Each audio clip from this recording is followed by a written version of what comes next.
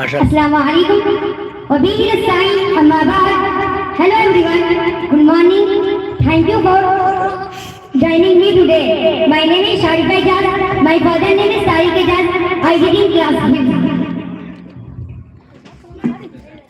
And today I will be speaking about Muhammad sallallahu alaihi wasallam. Allah is great and Almighty. He is the creator and sustainer of the universe. He now called the sacred of the earth and the heaven. Answering he said, the angels, I will create every grain of the earth.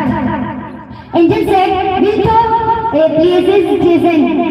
Therein on who will make strips shed and shed blood. We go celebrated and prizes there.